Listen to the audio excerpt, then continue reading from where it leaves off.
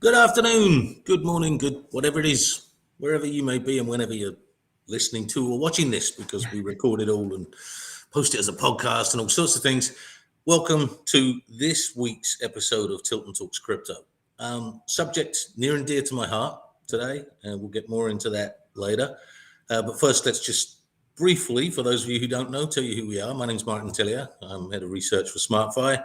And the other person on the screen is Aaron Tilton, SmartFi's co-founder and CEO. How you doing, Aaron? How's things? Feel good, man.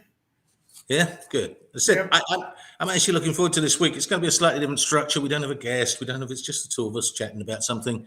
But it's a subject that I interested me when I first got involved with SmartFi, which is this kind of link between crypto and quote unquote the real world. And I kind of hesitant to use that phrase because crypto is pretty real, as we both know. We're both involved in it. It's there, it's real, it's not imaginary. Yeah. But there is this kind of distinction. And so, we wanted to talk about that today, about the kind of overlap between those two worlds, if you like. And I think it's best to start with a kind of a big picture question. How does SmartFi's vision, the original vision, and everything that's come since incorporate the real world into crypto? Yeah, I think that question is best answered by kind of our experience that we had in the early days. I think we've talked about this before on multiple occasions, but in the early days, crypto was really hard to use simply. I won't go through all the histrionics. We've talked about it before, but we also noticed that it was difficult to use, but also most of its applications were really in the digital world and were involved in trading and speculation. And while that had some upside to it in terms of kind of the wild gains and everybody understands the volatility around crypto, or if they haven't, they will soon. That was something that we saw that a need had to occur or take place where people have the need to utilize it in the real world. How could you get something that was digital and occurred only on a network, but had some real world application and utility outside of the network, right? And in Bitcoin, for example, it was about payments, right? That's what Bitcoin network is all about, a payment system. And its utility was to transfer value to different people around the world. And we saw that as a very significant, albeit very limited functionality or utility. And when we started lending against crypto, helping miners mine the Bitcoin network and other networks, we saw that you could conceivably take the value of cryptocurrencies and then lend in the real world. And so that's what we saw as like the next step to giving it real world utility.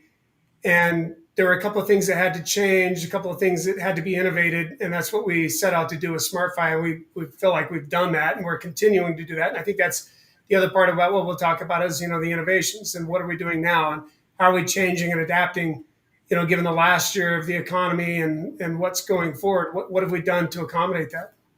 Yeah, that's kind of where I wanted to go next. Really, I wanted to, that's the theory behind it, that we kind of incorporate real world assets and everything else into what we do. But how does that look in practice? What is SmartFi accomplishing out there in the real world that people should probably know about? Yeah, and like I mentioned before, most of our lending had been in the crypto space where we take cryptocurrencies as collateral and lend against it. And so we've diversified last year, long before the economy started tanking and all the other things that were going on that were struggles for the crypto environment and just in general the economy. We had started lending to small businesses using their equipment as collateral. And what we had done before was use the crypto as collateral. We still do that. But this gave us longer durations in the loan. So these loans, compared to crypto loans, were a lot longer. Crypto loans, typically, we didn't go out any longer than 12 months. And in most cases, it was probably 6 months. But an equipment loan, those are assets that last a lot longer. And they can be anywhere from 36 months to sometimes, 52 months or so, a little bit longer than that, about 5 years. And more kind of bank-like structures. So we started doing that, and that's gone really well. We've liked that. We're looking to expand it and bring in some partnerships with the bank and some other groups We'll talk about that later as that evolves. But then the second thing that we did is in March of last year, we lent against a significant real estate asset and became involved in a project that is a mixed-use master plan community development. We're arguably, when it's all built out and everything, it's going to be several $100 million, and we're the senior secured lender on that project, which has given us again stability, security going out, and some diversification in the loan portfolio. And in fact, when we made that loan, crypto was probably 80% of our loan portfolio at the time. And as the markets, basically cratered and came off, and we sold out a lot of those loans, and people closed out their cryptocurrency loans, that real estate loan became, a significant portion of our portfolio and continues, and we'll expand that. But it provides a stability in the real world and a use case and a utility that far outlasts just a kind of day trading or a kind of speculation in the crypto sphere around Bitcoin, Ethereum, or other cryptocurrency assets. I mean, my background, some people may know, my background is actually in the trading space. So I'm Yeah. all too aware of the limitations of trading protocols. I'm all too aware of the dangers of assets that are reliant on trading sentiment. Right? I mean, I made a living by exploiting those weaknesses for many, many Yeah. years. So I understand them probably as well as anybody, better than most. And as I said originally, that's kind of one of the things that attracted me to SmartFi in the first place, was that it provides a potential solution to that. I mean, are there other advantages in doing it that way? Are there things that you see as you go down this path? Take this journey, Yeah. because that's what it is. It's a journey. It's not, nothing remains static in business, in crypto business, in anything. As you go down that path, are there other advantages that you've seen that maybe you didn't even expect coming in? Yeah. That old saying that capital is a coward, right? Yeah. And depending on what's going on in the marketplace, or the fear of things can drive valuations and trading and really liquid assets as much as the reality of something, right? So that even the perception of something drives, either significant volatility or devaluation or capital appreciation in the asset. Just depends on what's going on and basically who's better at telling the story, or either making things fearful or making things sound better. So with a real estate asset like the project that we're involved in, things can go up and down in the other parts of the economy, but real estate is reasonably stable. Nothing's perfect. Every asset has its issues depending on what's going on in the environment of the economy. Like last year, all assets seem to be coming down, right? But crypto absolutely just fell off a cliff, right? And the real estate assets are pretty stable comparatively, right? And they're long lasting, and they're it's so the elimination, or I wouldn't say elimination, but the tempering of volatility in the asset base, again, around what we do with the SMTF token and our coin interest accounts, the other products that people are engaged in, provides some certainty there, or some assurance that there's value, right? And so that's one of the big advantages, I would say, to what we're doing, along with the equipment loans, is that there's real world value driving the model. And I think some of the things that we learned over the last year, I mean, when we launched the SmartFi platform a year and a half ago, it was, we were in a bull market. And then it changed the next year into a bear market. And now whether it goes up or down from here, who knows? But what it's allowed us to do is test what we put forward in our products in the real world conditions, and then say, okay, here's some things we might want to change or tweak. So that's the other advantage it gave us. It gave us the ability to start testing what we want to do and how do we expand the business and modify some things. So I'm sure we'll talk about that a little bit later. Yeah. I mean, one thing in what you said kind of caught my attention. You mentioned a specific real estate development, a real estate deal that SmartFi is a lender to. I mean, can you tell us a bit more about that? I know there's kind of limitations in some ways, as to how specific you can be and whatever, until everything's fully done and Yeah. underway. But can you just give us a better idea of what that entails, and the scale of the project and what it's about? Yeah. So right now, SmartFi is the senior secured lender That loan is 20 million plus on this project. It allowed the project developer to secure the significant land assets and start to do other things in the development. So as a lender, we're not allowed to sit and talk about all the details of it. The project developer can do that. But you can see we can disclose some of the renderings here, the master plan community. It's mixed use, so it's got kind of like a resort recreational overlay with commercial properties, retail properties, residential, both high density or multifamily units and single family units. So they're doing some of that development, working with the zoning authorities to get that all put together, but allowed the security around the land to be structured and the project to really take off, and provide some stability for that project. So this would be a multi-year deal that we'll continue to evolve with the project developer, and we'll take an active role in facilitating the financing. So there'll be, we think, some extended opportunities to continue to fund, new projects in there. That where right now it's the overall land use development. Then we'll get into specific either projects, whether it's a hotel, whether it's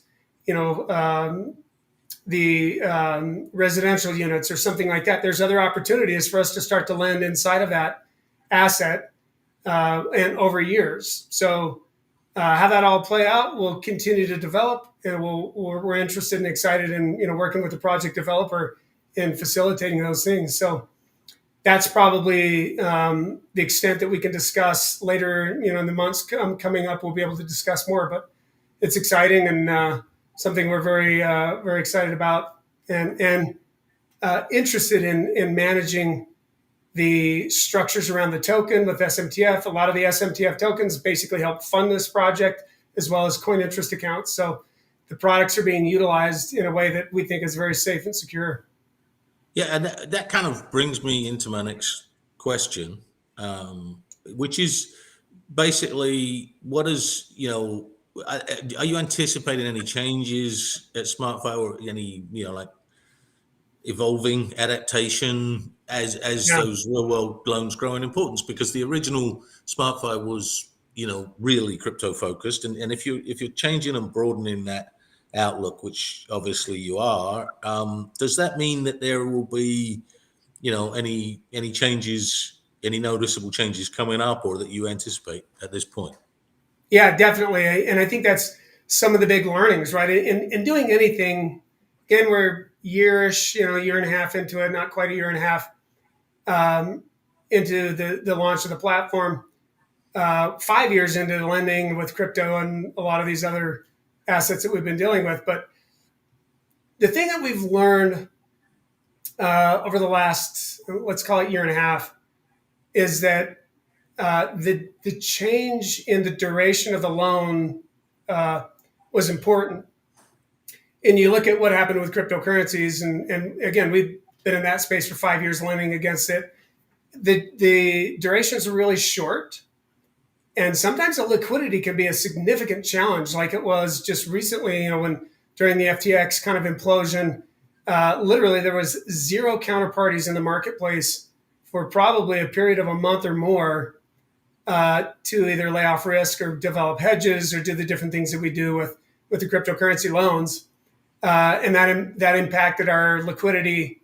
So it's just a different risk profile.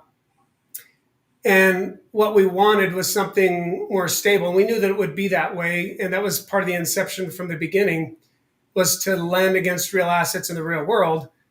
But we had to figure out which ones, what are the right assets, which assets have the right risk profile, how diversified could we get that portfolio to be in what markets, and what performs well in certain conditions. So we're learning a lot of those things that we think we understood fairly well in the beginning. That's why we started expanding and diversifying. But we're learning even more so now that we're in it. What are the advantages to it, right? There are some disadvantages in terms of liquidity, but I think that's some overall general market condition. This is a very, I think, challenging market condition. It's a market where interest rates are projected to continue to rise and have been for the last year. So the borrower profiles kind of change. But what we're learning is that we need to expand. And I think this is part of our normal development process, is to expand the duration of the buyback guarantees and the coin interest accounts, and then link them to be proportionate or a pro rata share of liquidity. So when people want the buyback guarantee, we need to link it to the liquidity that's in the project. Before, when it was just cryptocurrencies, it was easier to just churn the U.S. dollar value and provide the buyback guarantee, but it came with some other risk because of the volatility going up and down. So these have what I would say is more stable profile, longer duration. So we're going to match that. That's some of the changes that are going to take place in the next 30 days with the products, with SMTF and with the coin interest accounts and other structures that we have to match the liquidity to the duration of the terms of the loans, so that there's not a mismatch in the cash flow for the product cycle. So that's a big change that'll be taking place here shortly, and we'll update the website with that in the next few days, and we'll put up some some FAQs and other things that people can look at and determine what's going on there. So those are some of the modifications, but I think those are probably probably the only two big ones that we're going to be doing right away. But it allows the structure to be more stable, and then the liquidity to be more planned. It will be a little more restrictive in that it's based on maturity dates on loans and not just cycling through crypto cash flows or something that's a lot quicker but less stable. Yeah, I mean, it's that process of learning and evolving. My dad, God rest him, used to say that a day when you didn't learn anything was a day wasted. And we all, as people and as companies and as crypto communities and everything, we kind of learn and we evolve every day. And sometimes change is difficult, but it's necessary and it's part of progress. And that comes and goes. So I think the point is that with this particular deal, this is obviously a bit of a change in tack for SmartFi to the getting into a longer term project like that. I'm not talking just like real estate development, but is there much potential for similar collaborations in the future where it's more of a long-term project, where it's about actually financing business projects rather than just funding miners or whatever? Is there a lot of potential for that in the future, do you think? Yeah, absolutely. And it's fundamental to our thesis and the white paper when we started SmartFi, that you have to have you've got to be funding things in the real world, because that's where GDP is really created. Trading crypto is a zero-sum game. There's always somebody on one side either losing or gaining depending on what's happening, right, and what the risk profile is. And it doesn't really produce any real world value, right? Now, that's what I think you kind of saw with FTX and a lot of these other lenders, when they were just basically staking assets on DeFi protocols, and for the near term, for a month or a year or whatever whatever protocol they were using, they're returning these really outsized returns that technically and frankly everybody knows were not real, right?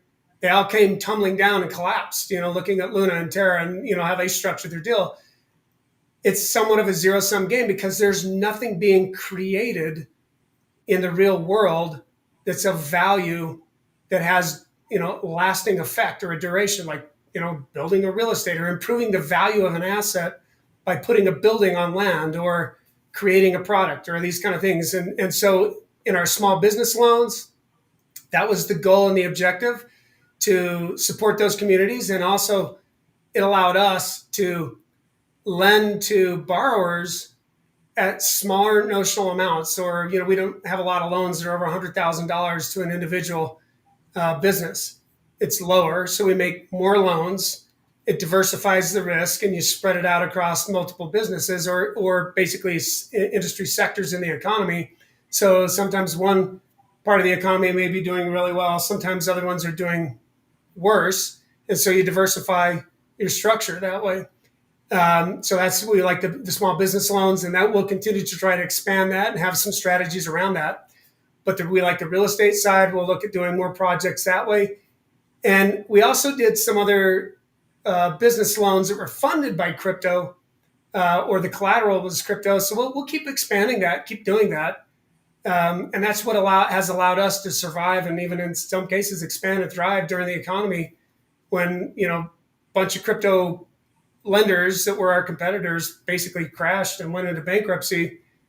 We had stability and the ability to kind of outlast that and now continue to expand and be cautious during this time in the economy, but basically be stable and people can be assured that there's assets backing their participation in the token or their smart interest accounts. Yeah, I mean, it all kind of makes sense, and I think to a certain extent it validates that. Going full circle back to where we started. Excuse me, been just getting over a bit of a cough and cold.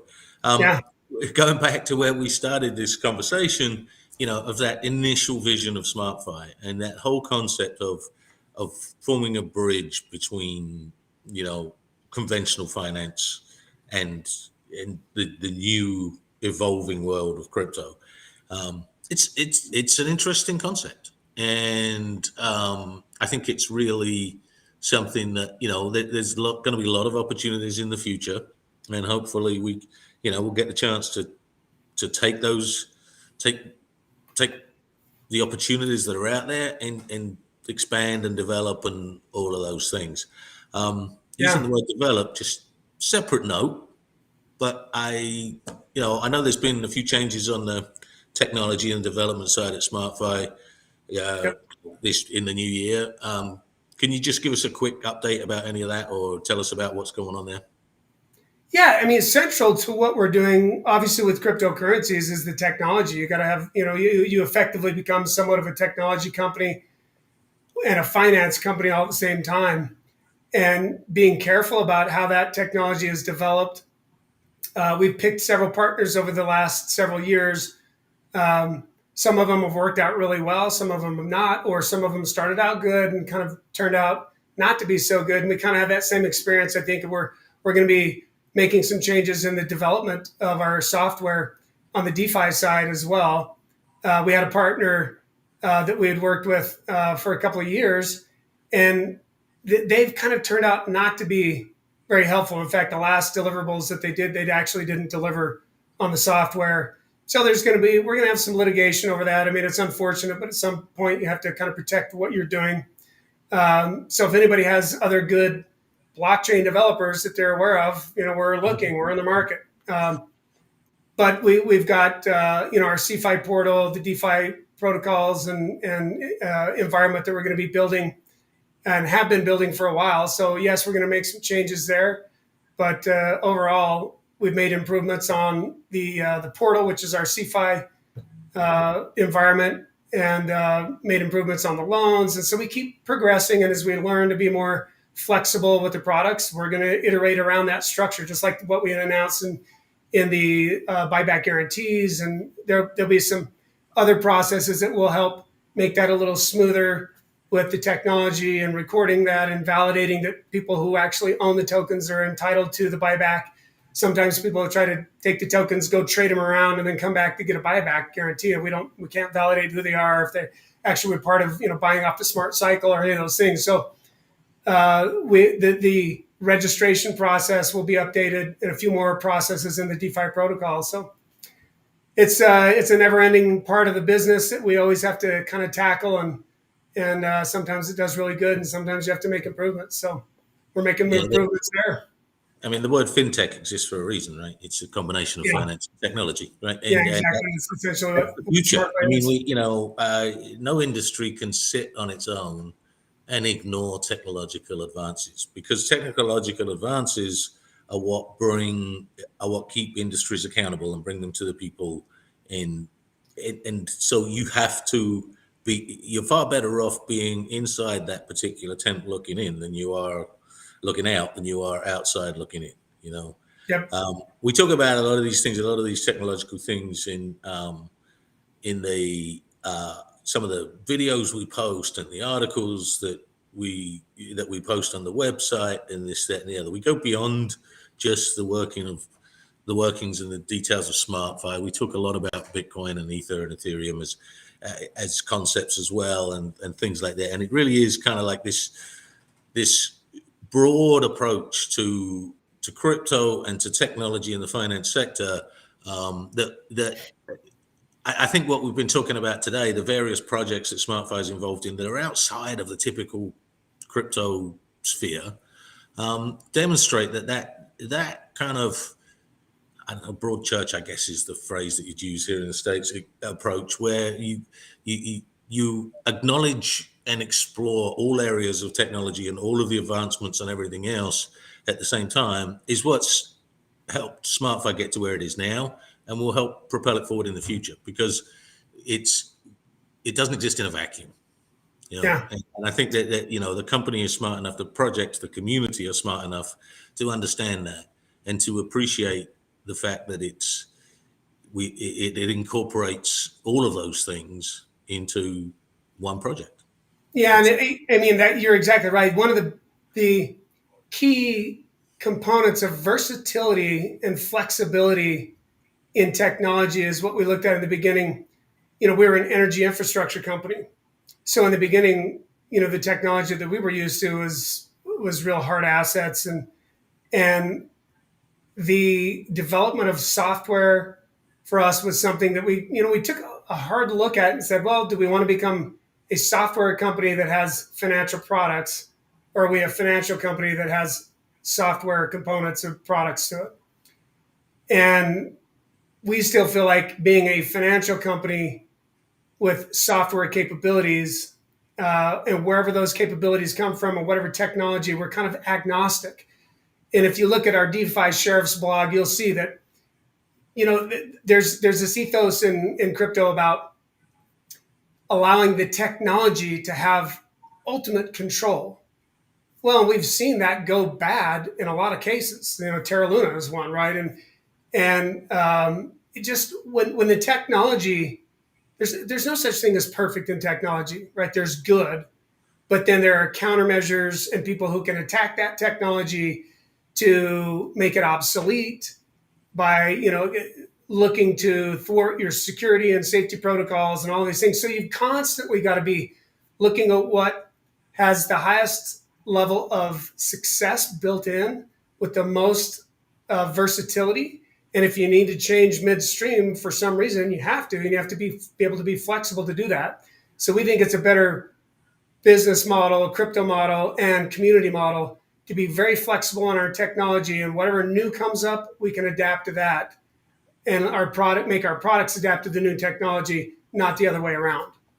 And to be realistic, if the financial aspects of this business for the users, for the rewards that they get from SMTF and the other financial products don't work well because the technology is being attacked, or it's somehow, we're bound to certain kind of technology that limits what we can develop financially, that's a bad place to be. We want to have opportunities with financial technology or the finances to be expanding into new products and new types of structures and new loans and all these different things, and then create the technology to adapt to that. Yeah, as I said, to be realistic too, and I think it's interesting. I was just, was planning to talk about this, but I was just thinking when I first started doing these podcasts with you, Aaron, a subject that we touched on quite a bit, and this was 6 months ago, 7 months ago, something like that. A subject we touched on quite a bit then, before it was the kind of subject du jour in the world of crypto, was regulation. And you were of the mind always that it was inevitable, and that it would be better if it was done with industry input, with a light touch, and to support crypto rather than attack it. I think I think it's interesting that was a subject that we were talking about here 6 or 7 months ago, before everybody else saw the necessity for it. And it took a crisis for them to see the necessity and the inevitability of it.